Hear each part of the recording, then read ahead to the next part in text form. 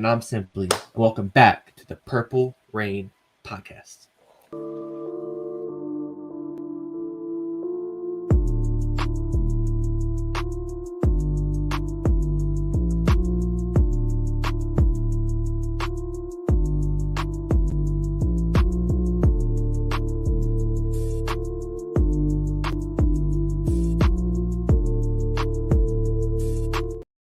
Welcome back to another episode, another installment of the Purple Rain Podcast, the 186th episode, the Todd Heap episode, the Nick Boyle episode, and the Conrad Ruiland episode. May he rest in peace.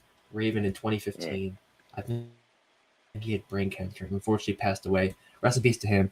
Thank you for coming through this episode of the Purple Rain Podcast. You can follow us on Instagram at the Purple Rain Podcast. Preseason is here very, very soon. Got to get locked in. The news will be on there. We'll be having the cuts coming up. We'll have all the news. So follow us there at the Purple Rain Podcast on Instagram. Follow this guy on Instagram, on Twitter at Sutton Def. You can follow me on Instagram at simplyas10.prod and on Twitter at simplyas10. And most importantly, our sponsor, Manscaped. We always got to give them a shout out. If you want to go in there, get something nice. We've been preaching about that ball deodorant. I'm actually going away. I leave Thursday. So you've heard us talk about it. The pouch, the travel pouch. I will be putting all my essentials in there. Leather. It's gonna be durable. I can't wait to use it. I'll probably take a picture of it and show you how good it is. But if you want to get that, go on Manscaped and use code PRP at checkout for 20% off and free shipping. The kicker. But how are you doing on this Monday, August 7th? I'm doing great. To start off, just to kind of touch on the whole Manscaped point that you were just, on just now. The ball deodorant, man, do not take it for granted. Here's one thing that I want to push in as an agenda for this football season. Let's normalize ball deodorant. I know it's not like a normalized thing right now. We see deodorant as something we put on our underarms, not the undercarriage. But listen, I am here to tell you that Manscaped changed my life forever. Once I started applying the ball deodorant to my cojones. And that might be TMI. But listen, we're sponsored by Manscaped for a reason now. I mean, it's the bros watching the show. Now, we've got some ladies watching the show, and we love and we respect you guys. But listen, if you do not have the Manscaped ball deodorant, I'm telling you, go on the website right now. Stop what you're doing. Go on the website. Use our code PRP, of course. You get 20% off. Plus, you get free international shipping. The ball deodorant is a game changer, especially on days where it's 90 degrees and up. Listen, guys, I'm just telling you. I'm just giving you free game here. It's free game. You don't have to take it, but it's free. You know what I'm saying? So, but in other news, I am doing really, really well on this beautiful Monday. Well, it's actually about to storm here in Maryland, so that's not so good. But I'm doing really well because, listen, Ravens play football this week, baby. Like, we're back. We are back officially now. Like, no more clinging on to reports and different news. We have an actual game. The Ravens are playing an actual game, not regular season just yet, but it's an actual game. That still means something. The preseason record's on the line. Oh, I know how you feel about that. But yeah. I'm feeling good though. Thank you guys again for coming out to this episode 186 of the Purple Rain Podcast. We would be remiss if we did not bring up who's in the live chat right now. Got my guy Taquan Christian in the house. What's going on, Taquan? Appreciate you for coming through. Finally catching the stream on time. Yeah, we appreciate that, man. Oh, bro. Quoney in the house. Is going on, Quoney. We got Mod K-Dog just shouting out the sponsor. Once again, Manscaped. Chike in the house says, let's go, guys. 1 month till the season starts. Yeah, we're 1 month. One month from regular season. We really made it, man. We really made it. It's been not a long off season. You guys have made it fly by, so we really do appreciate you guys for that. Cam in the house as well. Our Purple Rain Pioneer himself says PRP, what's going on? Cam Brandon Lewis says ball deodorant sounds wild. It sounds wild. Listen, I'm telling you, it's clutch. Like our guy Quoney says, it's clutch. It's clutch. Yeah. Lisa Ann in the house says you can't forget about Nick Boyle, number 86, the Purple Rain Podcast. Gerald is in the house. What's going on, Gerald? Appreciate you coming through. Says, what up, Rain Gang? How about those Orioles? Top of the AL right now. Let's talk about it. Hey, man, I was there Friday, 10-3. Whooped the Mets, swept the Mets. Them and, they had this high payroll, but that doesn't matter. It doesn't matter. It's all about heart. Come on now. So, yeah, it's good when, both Baltimore sports teams are honestly in contention to win the title. I'll say I think the Orioles definitely gonna put them up there. They're the first AL team to hit 70 wins, second best record behind the Atlanta Braves, who have all these superstar players. They spend money to make trades. Orioles didn't do that much. And look at them. So Yeah, I definitely mean, exciting times. super duper exciting times. And sitting here listening to you talk about the Orioles, I'm kind of thinking like maybe some of that good mojo rubs off from Camden Yards over to M&T Bank Stadium. Because listen, you can spit on the M&T Bank Stadium from Camden Yards. You literally can. Like it's that close. They're literally that close. So I don't know. I feel like this might be something for Baltimore sports this year. I don't know. We'll see. Who knows? But I think it might be a little bit of foreshadowing. Just me personally. That once that contract, was over with, things started kicking up. Oh That yeah. was April, and then The things in clouds Baltimore disappeared sports. and then the sun just started to come out. Yeah. Yeah. Yeah. Like the video, guys. You guys already know the drill. Football season is right around the corner. Well, actually, it's here. It's not right around the corner. We can see it. Like it's here. We have more games on Thursday night. So much to look forward to in Baltimore, as our guy Gerald says. So like the video, and then also subscribe to the channel if you are new here, because there's lots more Raven content coming your way. We're just getting fired up, man. And also the fantasy league. We'll be back soon. Give us about a week on that. We'll be getting the fantasy league all straightened out. So whoever wants to join, make sure you follow us on Instagram. Maybe send us a message or two, and yeah, we'll add you to the league. But let's go ahead and get into what we came here to talk about, Alex, shall we? Okay. So since we last spoke with the Rain game, a couple things have transpired, and by a couple things, I mean a couple of practices, right? So you have Saturday's practice, which was a down practice for the offense. A record 9 picks were thrown from the Baltimore offense. 4 of them were from Lamar Jackson. I see you're already sleeping on that. What was your overall thoughts on the kind of rough day for the offense on Saturday? So I know Friday was rough too. I saw the report that Mark Andrews flipped off a ref, Oh and yeah. yeah, me personally, I love it. I like Yeah.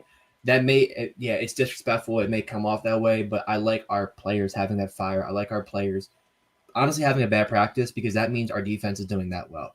Kyle Hamilton was shutting down a top 2 tight end in the league, and yes, Mark Andrews is number 2 on my list, right behind Travis Kelce. I argue with whoever you want to. That's just me. Our number 14 overall pick in his second year was shutting down an all-pro tight end. So much to the point where he got so mad he flipped off a referee. I love it. Because now that's not going to make Mark Andrews want to work even harder and be even better and want to beat Kyle Hamilton is those reps. And then moving on to Saturday with the picks, it was like third down situations. Like it's practice for a reason. You're allowed to make mistakes in practice. They count, but they don't really count. You're trying new things out, and it's a brand new offense. Like if we're talking about a week before the season, we're a month away, we're 4 weeks away. So I'm not really that worried about it. Taquan Lamar threw his helmet at practice. I enjoy the frustration. I prefer him showing emotion than just sitting there throwing a pick and smiling about it and laughing about it on the sideline. I really do appreciate that emotion. That's my takeaways. But what's yours? No, I mean, I definitely can agree there. I mean, I love to see the emotion out of our players, especially this close to the season. You can tell that these guys are just as much as we're itching to watch them play football, they're itching like hell to actually get on that field and play some damn football. So, like, just this kind of first taste of the game that they get, yeah, of course, they're going to be a little bit chippy, things like that. It gets even more fun when you get these joint practices and things like that that are going to be coming down the pipeline as well for some teams. But yeah, I mean, overall, I understand, like, it's supposed to be up and down in training camp. There's supposed to be growing pains, right? I mean, if there weren't any growing pains, then I don't really see how this offense could really evolve into being, as great as we think it could potentially be. There is no success without failure that comes first and error and things like that. And, we all know that. So it just kind of goes in one ear and out the other when people are kind of, kind of panicking already, like, oh my gosh, like the offense isn't looking good. Like after it already looks so good on paper over the offseason. Just calm down, relax. Yeah. We will be fine. We will be fine. But yeah, overall, pretty good news, I would say, coming over the weekend. Um, but let's see what you guys are saying here. Lisa says, guys, I am absolutely disgusted Uh, that Justin Houston went to the Panthers. yeah. So I I guess we guess. can go ahead, yeah, and talk about it. Yeah, we can segue into talking Yeah. about Justin Houston no longer being on the table as a potential Ravens edge rusher for the 2023 season. Alex, when you heard this news yesterday, but the Panthers swiped them up for about $6 to $7 million. What were your thoughts? Wasn't expecting it. I think I was just okay. Well, he'll be a Raven. Number 50 next year is reserved for Justin Houston.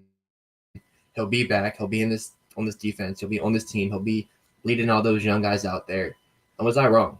See, I'm a betting man, and I would have bet money that Justin Houston would have been back, and I would have lost, much like the USA women screwed me. That's a time for another story. But yeah, I definitely was surprised and caught off guard by that. Now, for the Panthers' sake, I do like the move because that division is wide open, and I've loved the signings they've made. So, shout out to Justin Houston going to the Panthers, getting his money. I think he might be making more than he made last year, and he's like what 34? Yeah, 34. Like you're getting a pay raise in the NFL from 33 to 34 or 34 to 35. That's rare. So I'm all for it. Get your money. Enjoy Carolina because I like it down there. So I hope he likes it down there. But yeah, I mean, it definitely caught me off guard. But I'm looking at it from a Ravens point of view now. You're kind of got complacent, I'd say. Maybe it's like, okay, well, you thought he was going to come back. Now you got to look at who's available. Calvin Noy, Melvin Ingram, who I remember when our first offseason doing this podcast, it was Melvin Ingram or Justin Houston. We're kind of back there now. It's like, all right, Melvin Ingram's out there, Calvin Noy, Jadeveon Clowney, Robert Quinn's out there. You gotta get one of those guys now. But yeah, I was caught off guard by it. What about you? I can't say I was necessarily caught off guard by it. I mean, I think that the Ravens were expecting Justin Houston to take a very similar contract to what he got last year. And with the production that he put on the field last year, I think it warranted him to get a couple more million. So I kind of figured that this move was kind of going to be like inevitable. Like it was going to happen. Like somebody was going to scoop him up. Justin Houston was not going to go this season without playing football, especially considering what he did last year. So wasn't really surprised by it overall. But I will say that let me just ask the question here. Does that leave edge rusher as the biggest need for the Ravens a month away from week 1? I think depending how long Rockison is out, I still think that kind of takes it over. That's just because of how good we've heard Owe and Ojabo are. I know we've heard this before, but it's definitely a close second. I'll give it that. It's a very close second now, just because I kind of would have shooed Justin Houston in on that position. I was like, oh, he'll be a Raven. But yeah, it's definitely it's a worry now. Yeah.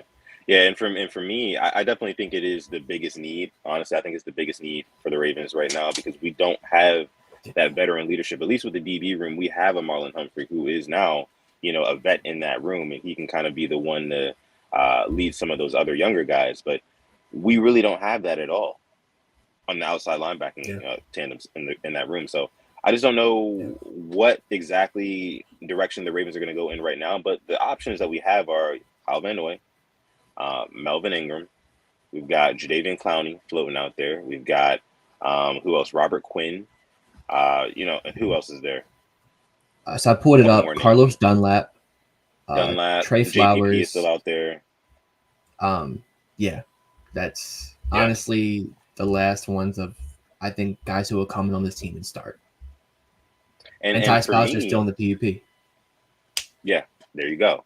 And for me, I honestly, out of all those names, I would probably prefer a Robert Quinn. Just to me, I think it makes the most sense from a Ravens standpoint. Calvin Noy is the person that a lot of people want for the Ravens to bring in, but I'm looking for more so sack production. I've seen a lot of the other traits and skill sets out of our other players. Owe, Tyus Bowser, whenever he gets back. Java, we're still waiting to see what we see from him. But I'm looking for a guy who can put up, 8 to 10 sacks in a season. Now, Robert Quinn had 1 sack last year. 1 sack last year. So you can call that a stinker, of course, for sure. But the season before that, 1 season before that, 18 and a half sacks from Robert Quinn. And now, mind you, he played with the Chicago Bears. I think the Ravens and Mike McDonald might know a thing or two about taking players from the Bears, defensive players from the Bears, and taking them over to the Ravens and making them more productive, kind of revitalizing their career. So, i.e.c. Roquan Smith. So I just think that Robert Quinn getting put on this defense will be a good thing for us. I think it would bring our sack numbers up. I think he would feel more confident. And I'm a true believer in players who kind of get that short stint of struggle in their career, and then they come to a team that's actually contending, and it kind of revitalizes and they get that juice back and they start competing, not competing, but they start performing really well again. So my thing is Robert Quinn. I want Robert Quinn, but who do you want? I do like that. I like that idea of Robert Quinn and Roquan Smith teaming back up again. That Yeah. definitely tickles my fancy. Kyle Van Noy, I don't hate, but he had his 5 sacks last year, but they all came at the end of the year and they were, bunched up. I wouldn't hate that move. I'm not really big on this Jadeveon Clowney move. 2 sacks last year when you're opposite of Myles Garrett. We looked at what Bud Dupree did when he was opposite of TJ Watt. Alex Highsmith last year when he's opposite TJ Watt put up great numbers. Should be putting up more than 2 sacks, and I know I'm not gonna sit here and say it's an easy position. I need more than 2. Melvin Ingram, I really wouldn't hate. I definitely think he has a little something left in him, but I'm looking at Melvin Ingram or Robert Quinn at this point. And then Calvin Way, I'd be with it, but it would definitely give us a void. But I think right now, if my memory serves me correctly, of the players on the team right now, I think Patrick Queen had the most sacks last year on the defense.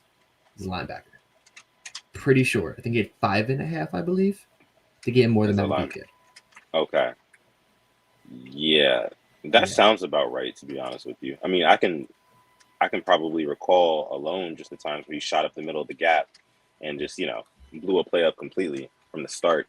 So, yeah, I can believe that. I have to go back and check, but 5.5, that sounds about right. Yeah. But yeah, it's funny you said Melvin Ingram as your other guy too, because Melvin Ingram's he was my second choice. You can get my second choice. So Robert Quinn, Melvin Ingram, and then after that, I would say maybe like a Kyle Van Noy and so on and so forth. But we'd love to see what you guys watching live right now, and those of you guys who are not watching live right now, if you're part of the hashtag replay gang, let us know what you think down below in the comment section. Do you think that edge rusher is the biggest need for the Ravens a month out from the season? And also, what free agent edge rushers do you think that the Ravens should acquire at this point? Appreciate you guys for coming through. Remember, like the video, subscribe to the channel if you are new here. We greatly appreciate that. We got Mod Rush in the house. What's going on, Rush? We appreciate you for coming through. Our guy. Let's see. I'm just pulling up. Melvin Ingram had 6 sacks last year and a forced fumble. Yeah. 6 sacks and a forced fumble. How many games did he play last year? 17. All 17. Okay. Gotcha. I mean, which when you're signing a guy in August and you get 6 sacks, I'm not gonna hate it. Like how I felt when we signed DeMarcus Robinson last year. I think when we signed him like right before the 3rd preseason game, he put up good numbers for a guy you signed that late in the season. But unfortunately, in the Ravens offense, that's just how it went. In the Greg Roman offense, I should say. Okay. Let's see what else you guys are saying here before we go ahead and transition topics here. J Prime 235 says, I would like Van Noy. Like I said, not a bad choice, but I think there's definitely a couple better options out there for the Ravens. Yeah. Manuel Scotchon says the biggest need is for the O-line to become better at pass protection than Saturday. So that's been kind of another, piece of news that's been coming out of Ravens camp lately, is that the O-line has kind of been struggling at times. You've had guys like Oweh winning a lot. Who was the guy today? Jeremiah Moon was winning a lot today, I heard. So what do you think about the offensive line as it stands right now and what you've heard so far? I don't want to be worried, but there's definitely a little like birdie in the back of my head that kind of is worried because I don't know. It just I was expecting a lot more from them, and I don't want to overreact because, like I said, we're a month away, and they can get so much better. But do we know like what linemen were struggling, or is it just like we just hear that they're doing good? Because overall, I think that the idea, because you have guys like Oweh was doing really well. I heard today Tavius Robinson was doing really well. Moon, so maybe it's like the tackles, I would assume, because we're talking about edge rushers here. So I'm not worried about Ronnie Stanley at all. I'm not worried about him. It could be Morgan Moses, but at the same time, I thought he was pretty solid last year. If it's still happening, but it's let me think about it like this. We got the new outside linebacker coach, Chuck Smith. Maybe his coaching is just making him that much better. Let me just drink the half full. Let me drink the purple Kool-Aid, the purple sunglasses one. Maybe Dr. Rush is a guru, and just maybe he's making those guys that much better. And if that's the case, I'm all for it. Yeah. I mean, no, you make a good point there. I mean, we keep talking about iron sharpens iron. You know, like I look at how our offensive line performed last season, and looking at the transactions that we made since then. You know, getting rid of not literally getting rid of, but losing Ben Powers, of course. Uh, Other than that, we've retained a whole lot of that offensive line. So that left guard spot, if we can find some assurance there, whether it be Lulu, whether it be Simpson, or whoever, you know, I think that will be good once that line starts to gel. That's one thing I know about, you know, offensive lines, defensive lines, especially an O line. It takes a little bit of time for them to gel and really become one as a unit. So I'm really not, you know, concerned about them at the time. Yeah, look at I think in like 2021, like our line was like always getting mixed up. We had Villanueva on the right, Villanueva on the left. I think David Shark came in playing right tackle. Powers was playing games, and then Cleveland would come in sometimes. It was all over the place. So hopefully, like you said, it's need to gel. But we're still a month away. I just don't want to get stressed about something that we really shouldn't be getting stressed about this a month away. But hey, hopefully it gets better. Yeah, hopefully it does get better. Tandra Bowman in the house. What's going on? Tandra says O-line is bad. Lamar had free blitzers in his face. He didn't even have time to dump off to the running backs. Morgan Moses, everybody getting through. Lamar's clock is going to be off. I mean, yeah, that is important. We do want Lamar Jackson to feel like he has time to sit back there and throw the football. So we definitely do acknowledge your point here, Tandra. Yeah. Let's see. Free blitzers is not. No good. Yeah. K-Dog, Mod K-Dog says maybe the defense, which is the same as last year, is beating a new offense. Munkin says they need work. I'll tell you what, I'll double up on that. Maybe just these guys are understanding a Mike McDonald year 2 defense that much better. You have a training camp now with Roquan Smith, who is an all-pro linebacker, and you have a fully healthy Marlon Humphrey who was coming off an injury last year. You have, I mean, if the reports are right about Owe, all for it. Like the defense just has talent in a lot of places, and then the offense is still learning. And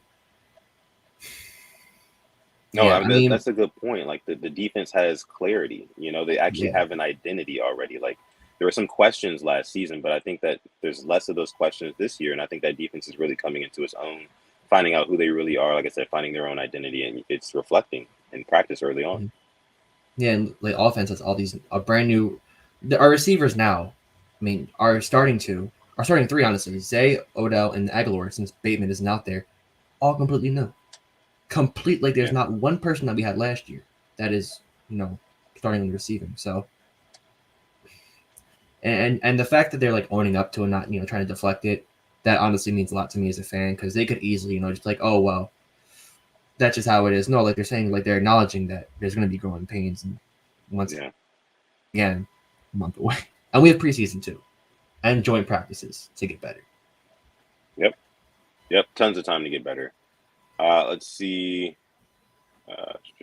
Okay, let's talk about some of the things that happened today at training camp. Okay.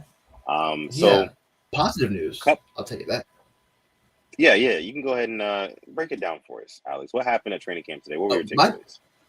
My biggest thing is that Rashad Bateman is very close to returning. Okay. An offense now is going to get back. It's finally a familiar face at the receiving core. Haven't heard much from Duvernay, but he right here. I heard Bate was running on a different field today. Yes, that's exactly what I'm talking about. Our first round draft pick in 2021. The receiver who Lamar has a good amount of chemistry with. They were working out. Remember last year, and who knows what they're doing this year? Is about to return. He's running, and we've all seen the talent that he possesses, the traits, which is a really good sign to me. So that's the first thing. The second thing is, looks Keaton Mitchell is really turning heads. Scored a touchdown today. I think a receiving touchdown. That is definitely one person I will be keeping my eyes on preseason. As a Ravens fan, if you're like only want to watch the starters and don't really want to pay attention, I'm staying on there just to watch Keaton Mitchell because he definitely has something. He's going to show us something. And then Odafe Owe just having another good practice. Those are my things I took away. There's a lot more, but I'll let you talk about it. And yeah, Keaton Mitchell agenda is alive. Yeah, I mean, for Keaton Mitchell specifically, because I did hear about his touchdown today, caught a pass from Tyler Huntley for a touchdown. I think that he, of course, there's questions on whether or not he'll make the team at this point, but I think all it's going to take in the preseason, he'll get plenty of opportunities, but all it's going to take is one big play and ball security. That's all it's going to take. If he does those two things, he's going to make the team. So because everybody I feel like already wants him to make the team because they feel like he's explosive. And, I totally understand that. So I think he'll make it as long as he does those two things. Now, other news coming out of training camp as well, like you said, Rashad Bateman kind of warming up, getting ready to go, start practicing with the team again. That's good news. J.K. Dobbins is still out. We know he's still holding in. Odafe Owe had a good day today, and also Tavius Robinson apparently as well. And then Jeremiah Moon look good too. So, I mean, we got a lot of the edge rusher guys kind of stepping up, especially a day after learning that Justin Houston will not be there. Hopefully these guys play with a chip on their shoulder. If the Ravens do not go out and sign a veteran edge rusher for this upcoming season, the bottom line is one of those guys is going to have to step up. One of those guys is going to have to generate an 8 to 10 sack season. And by one of those guys, I mean Owe or Ojabo, because they're going to be the ones with the opportunities, the ones with the snaps. So that's the reality of it for me. Other news from training camp. So Mark Andrews was limited today. I think he practiced a little bit and then kind of sat out for the rest of the day. And then you had Isaiah Likely coming in and looking good against Kyle Hamilton, giving him some work. So the news that, listen, one day we hear that Kyle Hamilton is shutting down Mark Andrews, the tight end 1. The next day you hear that the tight end 2 is getting off on Kyle Hamilton. So it's just like the news is so back and forth. All I can do is love it. Yeah. If it was one-sided all the time, then I'd be like, okay, I'm a little concerned. But it's just so back and forth. So I'm really enjoying the news that we're getting from Ravens training camp so far. Yeah, and I'm right there with you. I think Andrews today, they're talking about the heat maybe. Maybe his diabetes, that's not trying to be funny at all. Like maybe his for real. Blood sugar was low or something like that. So and I saw Odell left early. They were fine with what they saw from him today. This usually wasn't happening in years prior, so I'm happy they're being cautious now in training camp. I look at what the Broncos are going through right now. We've seen that with the Ravens a couple years ago. Their guys for them are going down. So I'm happy this team, they're being cautious, and maybe it's because a certain coach isn't there anymore. Just not gonna name names, just gonna put it out there. But yeah, so that's honestly just all promising stuff to hear. And then real quick, I know Jeff Srebeck, he said that Odell, he left practice early. He made a sliding catch along the sideline. That's good to hear. And then here we go. The Ravens offense was much better in the red zone today. The running backs were heavily involved. Justice Hill, Keaton Mitchell caught touchdowns. Aguilar got 1 too. No interceptions. And per the team's scoring system, the offense won practice. So like you said, it's like, you'll hear Andrews getting shut down by Hamilton and Likely, beats Hamilton. The defense had 9 picks one day. Now there's no picks today. That's just iron sharpening iron. Personally, is what I think it is, and I love it. I love it. So I'm happy hearing this. It's better than seeing the offense get cooked one practice and then they just don't come back, or the defense getting blown, torched apart. And Pat Ricard training to be taking reps at offensive lineman. So activated from the PUP. This is just interesting because we saw him. He'd line up as like a 6th lineman last year, and he would help a lot. I know he did it when Villanueva was playing as well because he couldn't. Yeah, that was an experience. So how do you feel about Pat Ricard maybe going from D-line to fullback to O-line? Love it. I mean, Pat Ricard he's just one of those guys. He's a football player, man. I mean, like he has the body to where like you can kind of plug him in at any like position to where he needs to block. Like he can do that. He's so good at that. And I've said this multiple times on this show, but The Ravens have entire like offensive drives that have been manufactured by Patrick Ricard and what he's able to do, blocking, going down the field, things like that. Even talking about in short yardage situations, 4th and 1s, 4th and inches, they'll give it to Patrick Ricard shamelessly. Or at least Greg Roman did. I don't know if they'll still adopt some of those same strategies in this offense. We'll see. We'll see. I wouldn't mind still utilizing Pat Ricard in that way, but getting him in on the offensive line is something that it doesn't surprise me. It doesn't shock me at all. I don't put that past the Ravens for wanting to plug and play Pat Ricard there because I mean they call him Pancake Pat for a reason. I mean he was born to block. Yeah. The boy was born to block. Yeah. So yeah. I like it. Just good news overall that he's back. You know, because we're definitely going to need him opening up some of those holes, getting downfield. Some of our running backs getting to the second level because of a Pat Ricard block is very important. Yeah, I'm right there with you. That just. A guy loves the game when they're willing to, do the dirty work. Going from a fullback to O-line, willing to block, just want to play. I get that. Want to make yourself as valuable as possible. And, the Ravens, they value versatility. I think that's why Brandon Stevens, is well talked about because, he can play defensive back. He can play safety. He can play running back, played it at UCLA. So, that's just the Raven way. Pat Ricard he plays like a Raven, just to put it like that. Yeah. Now Cam brings up a really good point here. It says pass blocking is completely different. This is true. Says I wouldn't want him on the O-line, but he can step up from the backfield or help from the tight end position, not handing the dirt and requiring a kick step. This I can agree with. Yes. I can agree with that because it is a lot different when you have to kind of wait for a guy to charge at you as opposed to kind of going at him and kind of moving him and doing what you want. So I can definitely tell that, there's a certain skill that comes with pass blocking that not every guy has, not every big behemoth guy has. So, I can definitely agree with you there, Cam. I don't want to take anything away to kind of utilize him in that way. Yeah. Yeah, I don't want to take anything away from Pat Ricard, but, when he's pancaking people, with all due respect, he's running full speed at them. He's getting that head start and, putting them on their behinds. And, if we kept utilizing him in that tight end position from blocking, I'm cool with that. For goal line situations, maybe wishful thinking, you have him as a tight end, Ricard, and you have maybe Gus lined up as a fullback and then JK as the halfback. We've seen that before. Saw it with in Greg Roman's offense. I remember we saw it. I think it was the Browns Monday night game. We ran a 2-point conversion, and it was a nice little handoff. That's when JK just sent Andrew Sendejo back to wherever. That was an amazing play. But I definitely would like to see that on goal line situations. Yeah. Let me see. We got Dre in the house. What's going on, Dre? Appreciate you for coming through. Let's go ahead and throw some questions down in the chat. If you're just joining, or if you've been with us for a while now, go ahead and throw some questions down in the chat about anything. It could be about Ravens football, other NFL teams, about other sports, about whatever you want to talk about. Throw some questions down in the chat. Now is the time. If you're not watching live, you're part of the hashtag replay gang. Make sure you put your question down below in the comment section. My first question is for Alex. Alex, today I found out that the very first regular season game is, of course, a Thursday night game going to be played on Amazon Prime. But it's going to be your Lions versus the defending Super Bowl champion Chiefs on Thursday night football. I love that. What? I want to know, what is your prediction? Your Lions, because I heard it all last season.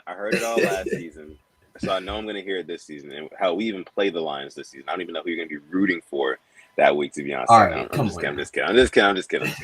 All right. So look, I want to know your prediction for Lions versus Chiefs on Thursday night football, man. What do you think is going to happen there? I got the Chiefs winning that one.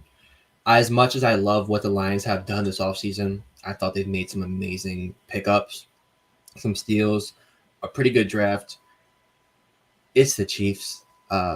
How Justin Ross, the undrafted free agent from Clemson last year, he's looking really good in their camp. You could literally line me, you, and somebody else at receiver, and Pat Mahomes is going to get us the ball, and we're going to drive down the field. That's just how good of a quarterback he is. And I've learned one thing is to never bet against him because he's far and ahead the best quarterback in the league. There should be no debate for that anymore. So I got the Chiefs winning that.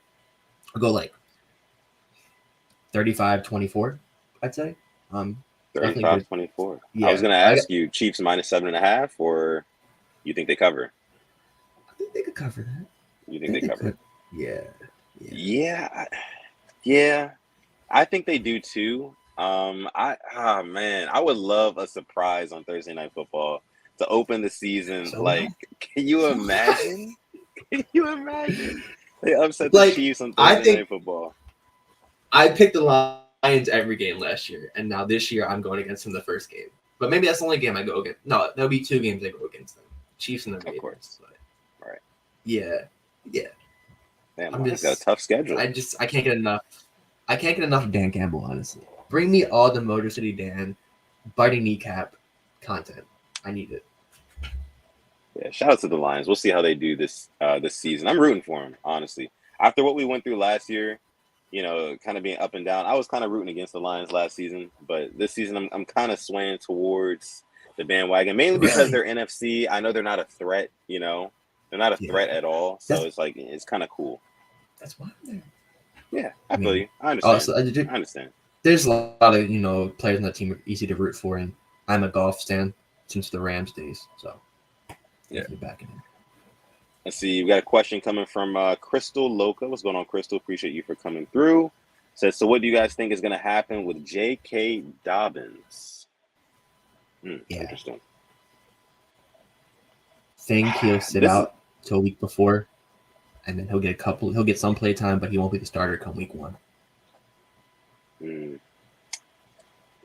you're saying he won't be the starter until week 1? He won't be the starter week 1. It'll be Gus, but he'll still be Okay. he'll get some carries, just not No, listen, curious. a starter's bunch.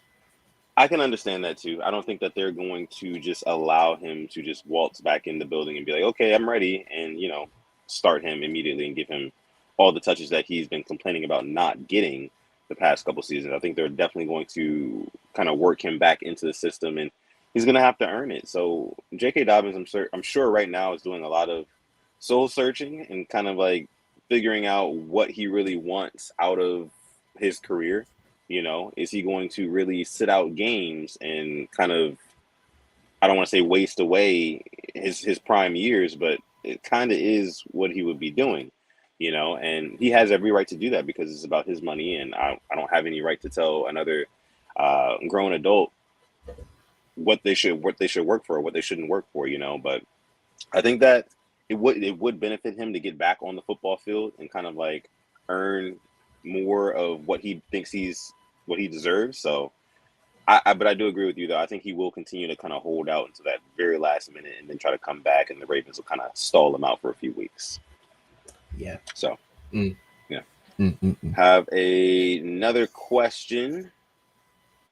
This one's coming from Lisa. Is there any way to get to the Super Bowl besides staying healthy? I mean, To have luck on your side, as crazy as it sounds, yeah. it just has. Just you need things to go your way, whether it be penalty calls, whether it just be a player stepping up, or whether it be in just destiny. I think of the 2012 Ravens team. There's no way that Jacoby Jones should have caught that pass. There's just no way, but it happened, and we ended up winning the Super Bowl. Just you need small things like that on your side, and to hit your stride at the right time. The Ravens line in 2012 played its best football those couple of games. Like Bryant McKinney turned into like prime Anthony Munoz. So you need stuff like that to go your way as well. Just everybody hit their peak at the right time. Yeah. Also, everybody needs to hit that like button as well, as Mod K-Dog shouts out here. Smash that damn like button. We'd appreciate it. Helps us out a whole bunch, especially since football season is right around the corner. If this is your first time tuning into this podcast, make sure you hit that subscribe button, or at least consider it. Yes. At least consider it. Please. We'll be live a lot more. There'll be a whole lot more content where this one came from. We do have another question. This one's coming from Mod Rush to you. Says, if EDC would trade for Chase Young, what would you guys see the trade package being like? A 3rd round pick, because you have to treat it like a rental. His 5th year got declined. Yeah. And maybe a player involved. Not sure who that would be, but a player plus a pick. Yeah, I can. Well, 3rd round pick was pretty valuable for sure. Yeah. I I think if it's a third round pick, you might be able to Be go enough. straight up with that. Yeah. You know, when you think about it, what did Jalen Ramsey get traded for? I mean, I know the contract was attached with it, but Yeah. So Jalen Ramsey is a. We're just speaking logic right now. I mean, you don't gotta listen to us, but it is what it is, man. I think a third round pick would be great. Let's see. Giving a shout out to the replay gang again. Thank you so much. You Can guys you coming through. Yeah. What's up? can you bring up Hayden Kelly's comment from me real quick? It says the USA women's soccer team was a joke this World Cup, Ooh. and I cannot agree with that more. That team was a team of people who thought, not all of them, they thought it was going to be handed to them, and that's what happens when you think something's going to be handed to you. You get bounced. I don't know if you saw the video, but they drew 0-0 to Portugal in their final group stage game. And if the ball did not hit off the post and went in, they would have been knocked out of the World Cup. They were like smiling, celebrating, signing autographs, taking pictures. Like after coming in second, they got bounced by Sweden, which it was unlucky. But there was just like the mentality, just like there's a lot of players in that team that just like didn't love the sport anymore, unfortunately. So yeah, that's what happens. You get bounced. I was rooting for him. I saw the free kick that Megan Rapinoe had. Oh, the penalty kick. Oh yeah. She missed it, didn't she? Yeah, missed that. And I mean, she should have never even like. I know people don't like her for political stuff, but strictly footballing, she should have not have been in the World Cup. Like they only brought her because I guess she's like a staple of the team, but she had no business playing with them. She just did not look fit to play on that field. So really? Oh wow! I didn't know she wasn't like qualified to be 30. She's 38.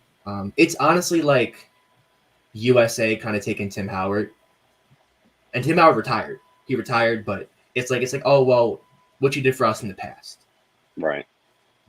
The old days are the old days for a reason, you know. It's not there anymore. So like the let's say like the Ravens signing an old receiver just because of their past. It's not gonna work. Yeah, that sucks. Let's see. Did you see the Jake Paul Nate Diaz fight? Didn't watch it because I figured like Jake Paul would win, but I heard Nate Diaz put on the show. Yeah, he definitely put on a show. That was for sure. I watched all 10 rounds of that fight. And he definitely put on the show. But that was about it, though. I mean, you could tell it wasn't going to be very competitive from the first couple of rounds. Nate Diaz just has a hell of a chin, you know, and he can take a lot of shots, a lot of damage, but he just wasn't really putting out any power punches at all. Like all the punches that he landed on Jake were just kind of like pitter patter punches, you know, like they were landing and you could tell they were, you know, he was doing something, but it just wasn't, I don't know. It wasn't enough. It wasn't nearly enough. Can I ask you a question though? Yeah. Do you think Conor will fight him next?